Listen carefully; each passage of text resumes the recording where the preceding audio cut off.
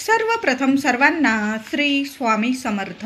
स्वामी महाराजांच्या कृपेने तुमच्या सर्व चांगल्या इच्छा पूर्ण होत ही स्वामींचरणी प्रार्थना करते आणि आजच्या व्हिडिओला सुरुवात करते. नवरात्रीचा कुळाचार कसा करावा?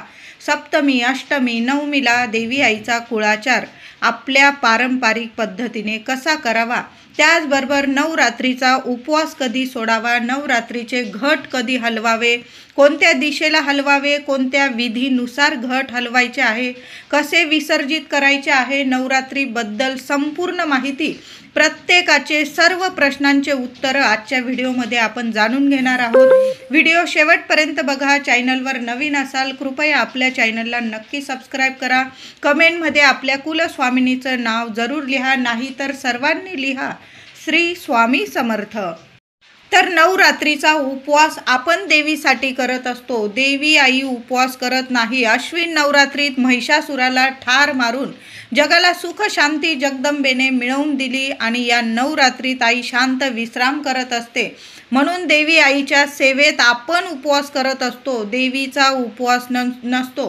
3.5 शक्तिपीठाला किंवा प्रत्येक देवी मंदिरात देवी आईला रोज नित्य नियमाने नैवेद्य दाखवला जातो.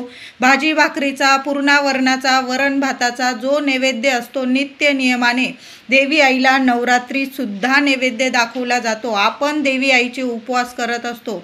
देवी आईचा उपवास नसतो. अगदी म्हणजे वर्षभर देवी आईला नित्य नियमाने उपवास दाखवलाच जातो. तर सप्तमी, अष्टमी आणि नवमी हे 3 दिवस नवरात्रीचे खूप महत्त्वाचे मानले जातात. या 3 दिवसात बऱ्याच घरांमध्ये कुळाचार केला जातो. तर सप्तमीला घटावर फुलोरा बांधला जातो. कुळाचाराप्रमाणे तुम्ही पहिल्यांदाच घट बसवलेले असेल आणि तुमच्या घरात जर फुलोरा कधीच बांधला नसेल, मग तुम्ही नाही बांधला, पण ज्यांच्या घरात फुलोऱ्याची पद्धत आहे, परंपरा आहे, त्यांनी फुलोरा जरूर बांधायचा आहे. घटावर बांधा किंवा घटावर तुम्ही फुलोऱ्याची माळ बांधली. सप्तमीला हा कुळाचार करणं खूप म्हणजे विशेष मानलं जातं. त्याचबरोबर अष्टमीला प्रत्येक ठिकाणी म्हणजे मंदिरांमध्ये तर अष्टमीला होम हवन, कन्यापूजन, देवीची ओटी भरली जाते. असा कुळाचार आपण घरात सुद्धा करायचा आहे. अष्टमीला होम हवन, आता तुम्ही जर आधीपासून कधीच होम हवन नाही केलं तर मग तुम्ही घरात होम हवन नाही केलं तरीही चालेल, पण मंदिरात किंवा मंडळ असेल, तुमच्या घराजवळ देवी आईचा मंडळ असेल, तिथं जाऊन होमचं दर्शन जरूर घ्यायचं आहे आणि एक नारळ आपल्या कुटुंबाकडून होमात जरूर अर्पण करायचं आहे. अष्टमीला होम हवन, कन्यापूजन आणि देवी आईची ओटी भरली जाते. हा कुळाचार अष्टमीला खूप महत्त्वाचा आहे. देवी आईची तर ओटी आपण 9 दिवसात कधीही भरू शकतो, पण बऱ्याच घरांमध्ये कुळाचाराप्रमाणे देवी आईची ओटी अष्टमीलाच भरली जाते. कन्यापूजन केलं जातं आणि संध्याकाळी होम केला जातो किंवा सकाळी सुद्धा होम केला जातो. असा हा अष्टमीचा कुळाचार आहे. होमात ज्या वस्तू आपण अर्पण करतो त्यातून जो धूर निघतो, सुगंध निघतो, ती सर्व सेवा देवीच्या चरणाशी देवी जवळ पोहोचत असते. त्यामुळे देवी खूप प्रसन्न होते आणि म्हणजे या सृष्टीत जी नकारात्मकता आहे ती संपूर्ण नष्ट होते आणि देवी आईच्या सात्विक लहरी आपल्यापर्यंत पोहोचत असतात. म्हणून नवरात्रीच्या होमाला खूप विशेष महत्त्व आहे. नवरात्रीत देवीच्या होमात एक नारळ अर्पण जरूर करावे. श्रीफळ अर्पण केल्याने देवीची अखंड कृपा होते. घरावरील संकटे अडचणी नष्ट होऊन सुख समृद्धीचा आशीर्वाद संपूर्ण सृष्टीकडून आपल्याला मिळतो. म्हणून अष्टमीला एक नारळ आपल्याला होमात जरूर अर्पण करायचं आहे. तुम्ही घरात होम करा किंवा बाहेर देवी मंदिरात गेला, होमाचं दर्शन घेतलं, होमाचं जे साहित्य असतं 5 चिमूटभर साहित्यसुद्धा होमात अर्पण करावं. एक नारळ होमात अर्पण करायचा आहे. देवी आईला प्रार्थना करा, तुमच्यावरील, तुमच्या लेकरांवरील किंवा घरादारावरील जी संकट आहे जळून नाश होऊ दे, सर्व नकारात्मकता नष्ट होऊ दे, देवी आईचा अखंड कृपा आशीर्वाद मिळू दे. अशा पद्धतीने एक नारळ देवी आईच्या होमात जरूर अर्पण करा. त्याचबरोबर अष्टमीला देवघरासमोर घटासमोर एक कोहळा देण्याची सुद्धा प्रथा आहे. म्हणजे अष्टमीला देवीने राक्षसांचा नाश केला, महिषासुराला ठार मारले, म्हणून देवी समोर एक कोहळा कापण्याची जुनी परंपरा आहे. कोहळा तामसिक फळ आहे. महिषासूर आणि घरावरील कुटुंबावरील वाईट शक्तींचा, नजरबाधेचा, शत्रुपीडेचा नाश होऊन देवीच्या सात्विक लहरी वर्षभर कायम घरात राहाव्या, कुटुंबाची मुलाबाळांची प्रगती होऊन अखंड लक्ष्मी आपल्या घरात नांदावी, ह्या हेतूने कोहळा देवी समोर कापला जातो. कोहळा कापताना आडवा कोहळा कापायचा आहे. उभा कोहळा चुकून सुद्धा कापू नका. महिलांनो, दादांनो, तुम्ही जर पहिल्यांदाच देवी आई समोर कोहळा कापत आहात, तुम्ही पहिल्यांदाच घट बसवला आणि तुम्हाला मोठ्या माणसांनी सांगितलं की कोहळा कापायचा आहे आज अष्टमीला, आणि तुम्ही कोहळा आणला आणि देवी आई समोर कापताना उभा कोहळा कापू नका, आडवा कोहळा कापायचा आहे. त्याचे 2 भाग करायचा आहे. कोहळा कापल्यानंतर एक भाग देवी समोर तुम्हाला होमाजवळ ठेवायचा आहे.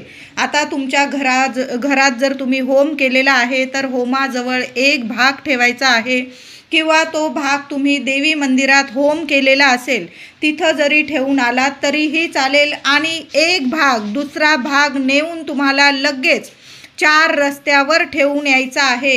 एक भाग कोहळ्याचा 4 रस्त्यावर ठेवून येताना मागे वळून चुकून सुद्धा बघू नका. तुम्हाला कुणी हाक मारतंय, नकारात्मकता बोलवत असेल मागे वळून बघू नका. घरी यायचं आहे, हातपाय धुवायचे आहे आणि मग घरात वावर करायचा आहे.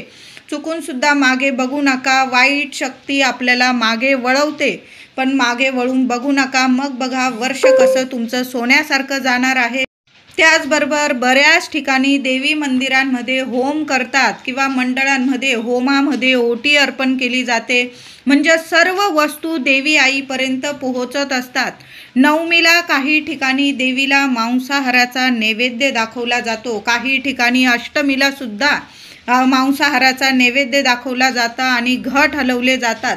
चुकून सुद्धा अशा चुका करू नका. घट हे नेहमी 9 दिवस आपण बसवत असतो आणि नवमीला घट हलवत असतो. काही ठिकाणी जुनी परंपरा आहे, तुम्ही तुमच्या परंपरेनुसार करू शकता, पण 9 हा आकडा खूप महत्त्वाचा आहे.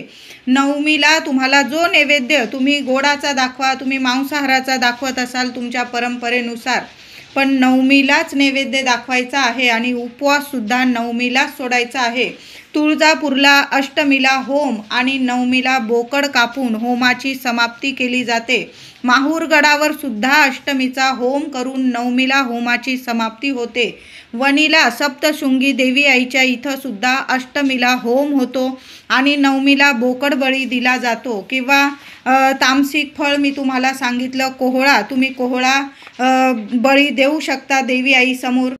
आणि कोल्हापुरात आई अंबाबाईच्या इथं पंचमीला कोहळ्याचा बळी दिला जातो. आता तुमच्या घरात जर मांसाहाराचा बळी देत असतील तर तुम्ही तसं करा. तुम्हाला तसं करायला पटत नसेल, देवी आईचा आपण घट बसवला आहे, त्या घरात मांसाहार करू नये असं तुम्हाला वाटत असेल तर मग तामसिक फळ म्हणजे कोहळ्याचा बळी तुम्ही देऊ शकता. कोल्हापुरात सुद्धा पंचमीला कोहळ्याचा बळी दिला जातो. अष्टमीला देवी समोर, देवघरासमोर सर्वांनी एक नारळ फोडून अर्पण नक्की करायचं आहे.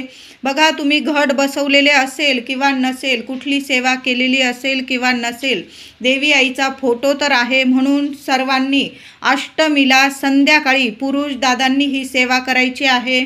एक नारळ घ्यायचा आहे, शेंडी देवी समोर यायला पाहिजे. उजव्या हातात नारळ घ्या. देवी आईला तुमचं जे मागणं आहे बोलून घ्यायचं आहे आणि देवघरासमोर एक नारळ फोडून घ्यायचा आहे. नंतर तो प्रसाद तुम्ही सर्वांनी घरातल्यांनी खाल्ला तरीही चालेल. अष्टमीला देवी समोर नारळ फोडल्याने देवी प्रसन्न होते व वाईट शक्तींचा नाश होतो. तुमच्याकडं कोहळा पण नाही, आता नारळ पण नाही, मग तुम्ही एक लिंबू जरी देवी समोर कापून घेतलं, आडवं लिंबू कापायचं आहे, उभं लिंबू कापू नका. कुठलीही गोष्ट देवांची करताना ती आडवी कापायची आहे महिलांनो. आणि महिलांनी, दादांनी सेवा करताना महिलांनी तर कधीच लिंबू उभं कापू नये. लिंबू कापताना आडवंच कापायचं आहे. हे शास्त्र आहे महिलांनी लिंबू कापताना आडवंच कापायचं आहे. तुम्ही जरी रोज म्हणजे लिंबू वगैरे सरबत करत असाल किंवा कुठल्या वस्तूंमध्ये पदार्थांमध्ये लिंबू टाकायचा असेल तर तो लिंबू आडवाच कापायचा आहे. यामुळे जेव्हा आपण अष्टमीला देवीसमोर लिंबू कापतो, तुम्ही कापाल तर कोहळाच कापा, नारळ फोडायचा आहे. आता कोहळा पण नाही तुमच्याकडं, नारळ पण नाही, मग एक लिंबू जरी घेतला तुम्ही देवीसमोर आडवा कापा, देवी आई चरणी अर्पण करा. नंतर तो प्रसाद म्हणून तुम्ही सरबत वगैरे करून पिलात तरीही चालेल, टाकून द्यायची गरज नाही. यामुळे वाईट दृष्ट प्रवृत्तीचा नाश होतो. आता तो लिंबू तुम्हाला खायचा नसेल तर तुम्ही निर्माल्यात विसर्जनात टाकला तरीही चालेल.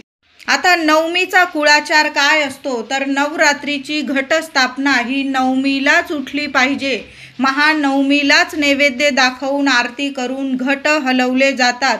नवरात्रीचे उपवास सोडले जातात. काही लोक बसता उठता उपवास करतात, मग पहिल्या दिवशी उपवास करून दुसऱ्या दिवशी सोडतात, तर नवमीला उपवास धरून दसऱ्याला सोडतात, तर काही जण अष्टमीला उपवास धरून नवमीला सोडतात. तुम्ही दरवर्षी ज्या पद्धतीने उपवास करतात अगदी त्याच पद्धतीने करायचं आहे. जे लोक संपूर्ण नवरात्रीचे 9 दिवस उपवास करतात त्यांनी नवमीलाच संध्याकाळी देवीला नैवेद्य दाखवून संपूर्ण कुळाचार करून उपवास सोडायचा आहे. काही ठिकाणी अष्टमीला किंवा नवमीला पुरणाच्या दिव्यांची आरती केली जाते. पुरण ताटात थापून घेतात आणि ते दिवे तयार करून त्यात तुपाच्या वाती टाकल्या जातात. संपूर्ण कुटुंब मिळून देवी आईचा कुळाचार करतात. तुमच्याकडं जशी परंपरा आहे, तुम्ही नवमीलाच पुरणावरणाचा नैवेद्य दाखवत असाल देवी आईला तर पुरणाचा नैवेद्य दाखवायचा आहे. काही ठिकाणी चण्यांचा नैवेद्य दाखवला जातो. काळे चण्यांची भाजी वगैरे करून वरण भात भाजी पोळीचा नैवेद्य दाखवला जातो. एखादा गोडाचा पदार्थ, देवी आईचे घट हलवताना गोडाचा पदार्थ आवश्यक आहे नैवेद्यात. तुम्ही पुरणाचा दाखवा किंवा इतर नैवेद्य, पण गोडाचा नैवेद्य जरूर दाखवायचा आहे. काही ठिकाणी काही घरांमध्ये परंपरेनुसार अष्टमीला पुरणांच्या दिव्यांची आरती करून देवीला नैवेद्य दाखवून उपवास सोडतात. अष्टमीलाच उपवास सोडतात. प्रत्येकाची परंपरा ही वेगवेगळी आहे. आपल्या परंपरेनुसार करा. घरातले मोठे व्यक्ती जसं सांगतात, अनुभवी व्यक्ती, त्यांच्याकडून विचारून पुसून घ्या आणि मग नवरात्रीचं पारणं करायचं आहे तुम्हाला. काही ठिकाणी दसऱ्याला घट हलवले जातात. देवीला नैवेद्य दाखवून उपवास सोडले जातात. खरं तर घट हे नवमीलाच उठवले पाहिजे. आपण नवरात्रीचे व्रत करत आहोत. पहिल्या माळेला घट बसवावे, नवमीला घट उठवावे अशी या व्रताची सांगता आहे. असं शास्त्र आहे. आपण नवरात्रीचे व्रत उपवास करतो, दशमीचे नाही. दसऱ्याला विजयादशमी दसरा साजरा करावा. नवरात्रीचे पारणं हे नवमीलाच पूर्ण करावे. तर या नवरात्रीचे घट हलवताना 1 ऑक्टोबर 2025 बुधवारी देवीला नैवेद्य दाखवून आरती कुळाचार पूर्ण करून आपल्याला घट हलवायचे आहे.